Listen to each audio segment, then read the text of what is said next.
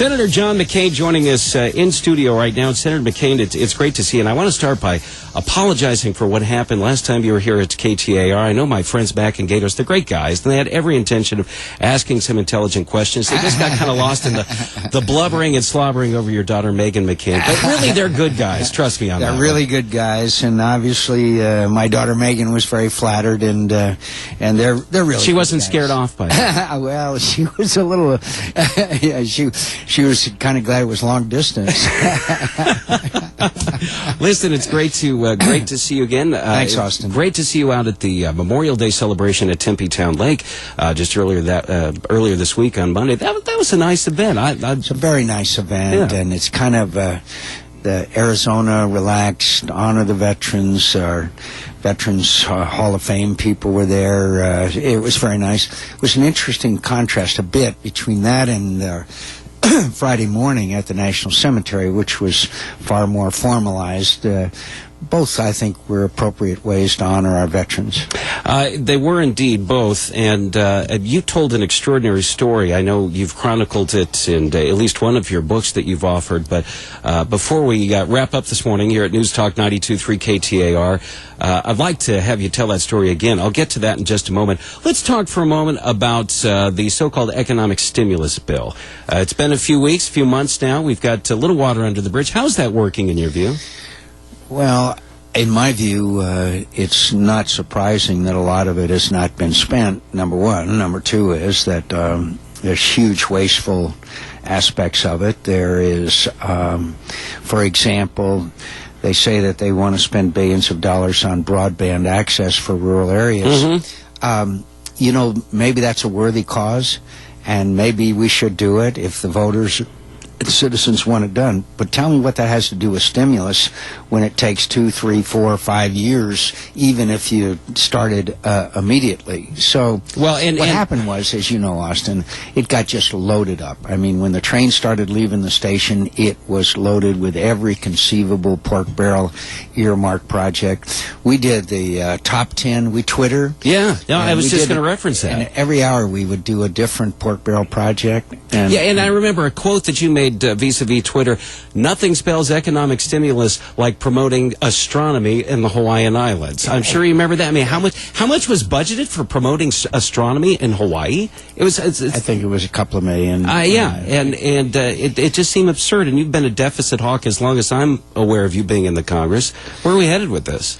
Well, what I think we've done is we've committed generational theft, and what most economists are saying now, except for those that are very liberal economists, like Larry Summers and those that surround the president, is that we are going to have a economic crisis because we have run up such a debt of trillions and trillions and trillions of dollars. And so what I think it's pretty clear the economy is showing some signs of recovery.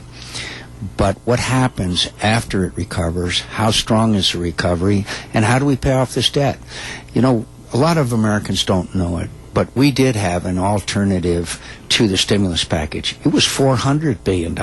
That's a lot of money, except for nowadays. Yeah, right. It pales in comparison. And those were shovel-ready projects. We Republicans were not opposed to a stimulus to the economy, but along with that, as soon as we had a provision in it, as soon as we have positive growth of the economy, then we have to embark on an automatic path to balanced budget. Now, the budget deficits, as projected by the president's own economists, are at least $500 billion as far as the eye can see. And so I think we have committed generational theft, and I worry about the long-term impact of this spending spree of unprecedented proportions. Every dollar that your government is spending today, my friends, 46 cents of it is borrowed. 46 cents is borrowed money. Now, we have the state of Arizona in a near-crisis situation physically. Why? Because unlike the federal government, they can't print their own money.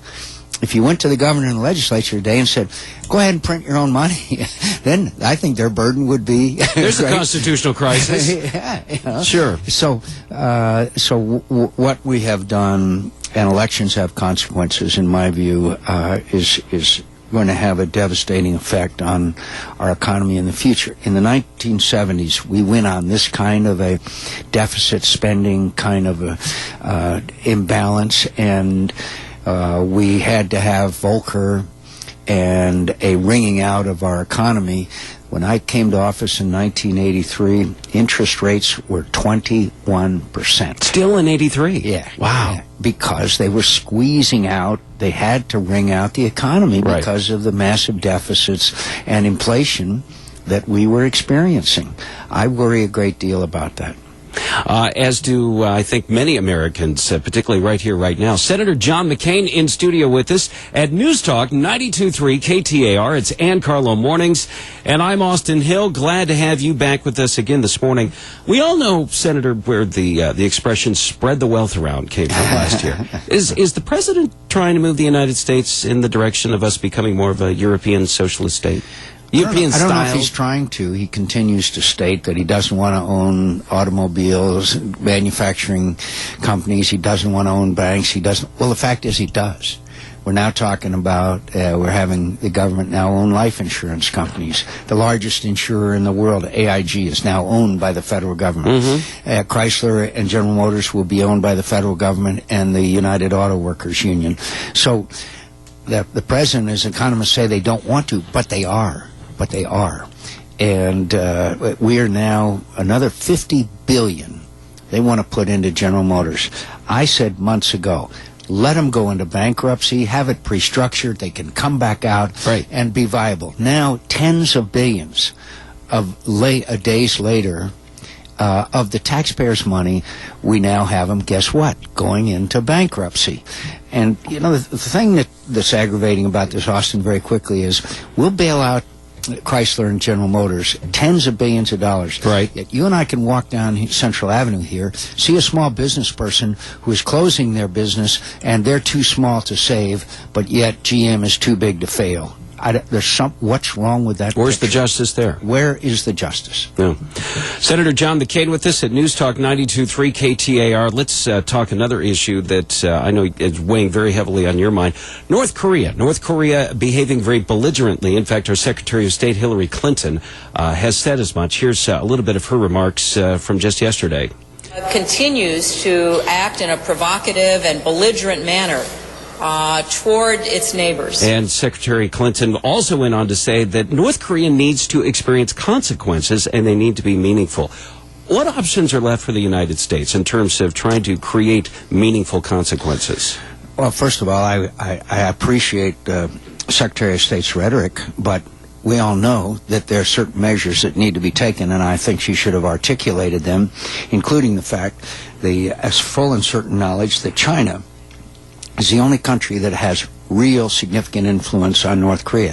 They could collapse their economy, they control their energy, and the Chinese have to step up to the plate now. The Chinese have to say, okay, we will exercise our influence over North Korea. And isn't it true they've done that? Isn't it true they've done that several times over the last couple of decades? They've never really brought an intense pressure to bear on them. Okay. It gets a little complicated like anything else, but the Chinese don't want a united Korea, and they don't want to collapse North Korea because they would have millions of North Korean refugees into China. But they can certainly do a heck of a lot more than they're doing today. We should put them on the terrorist list, which we took off of. Terrible mistake of the Bush administration not having them on the terrorist list. We should freeze their assets. We should announce again our commitment to stopping North Korean ships on the high seas if we suspect that they are exporting any materials or equipment that could contribute to other nations' nuclear weapons. The Israelis bombed a Syrian facility, as you know, and destroyed it. That facility was a nuclear facility with the assistance coming from, guess where? The North Koreans. The North Koreans will sell their missiles and their technology to the highest bidder. So there's a number of other steps, including telling the United Nations Security Council enough is enough, and bring to bear as much pressure as we possibly can. I'm encouraged by the South Korean and the Japanese response to this as well. But look, the days of accommodating this wacko Kim Jong-il and this most repressive and oppressive regime on earth, 200,000 people in their prison system, are, in my view, are over. And finally, could I say, they have nuclear weapons, they have missiles. It's a matter of time before they match the nuclear weapon with the missile, and that could pose a direct threat to the United States of America. I think there's a lot of Americans concerned about just that. Senator John McCain back in the dry heat here at home in Arizona, joining us here on News Talk 92.3 KTAR. When we come back, you told an extraordinary story out at Tempe Town Lake on Memorial Day. You've written about it before, but I'd never heard you tell the story. And it has to do with something so simple, at least simple to most of us in our day-to-day lives. It has to do with the American flag. And I want to hear about that when we come back, if you're good to go on that one. Thanks, Austin. All right, we continue in just a moment. News Talk 92.3 KTAR. I'm Austin Hill. It's Ann Carlo Mornings. All right, it's News Talk 92.3 KTAR. 8:51, it's Ann Carlo Mornings, and I'm Austin Hill. Senator John McCain back from Washington here at home. I think our engineers are cranking some ABBA just for you, Senator. Yeah, a little dancing queen there, yeah. You like this one? Crank this up. Let's listen to the lyrics a little bit. There we go. Okay, now here's a trivia question for you. What year did that come out? It would have had It was before your congressional days. You know, I think it would have had to have been sometime in the late 60s. 76. 76. Yeah. You know, what's amazing about ABBA, everybody says they don't like them, yet they're still the most popular. That's right.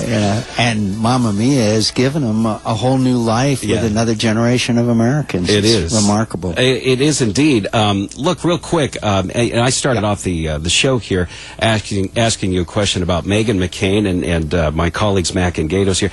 I got to believe you're being asked about her all the time. Am I right about that? No. Listen, I think we have to have another generation of Americans involved and engaged. She and I don't agree on a number of things, but that's healthy, and we have a healthy discussion, and I love her very much, and, you know, she has to also, is learning. It's pretty rough business out there. Yeah, well, it is indeed. Monday, Memorial Day. Tempe Town Lake, you spoke to an enthusiastic crowd there gathered out in the, whatever it was, 105-degree heat or whatever.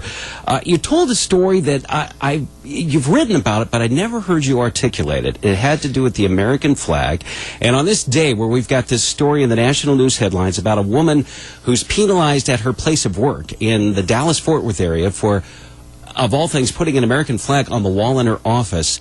Tell us what the American flag meant to you when you were held in captivity. Well, for a long time in prison, we were kept in conditions of solitary confinement or 2 or 3 to a cell. Thanks to the bracelet wearers, there were efforts on the part of Americans. They put us into cells of 25 or 30 in each cell. We were given some articles from some packages from home. Some of us were. We wore a blue shirt and pajama trousers and rubber sandals cut out from automobile tires. Mike Christian was from a small town near Selma, Alabama. He was enlisted in age 17 in the Navy. Anyway, to make a long story short, he loved the Navy and he loved America. He made himself a bamboo needle, piece of white cloth, piece of red cloth, sewed the American flag on the inside of his shirt. Every evening we would put his shirt on the wall of our cell, say the Pledge of Allegiance. One day the North Vietnamese searched our cell.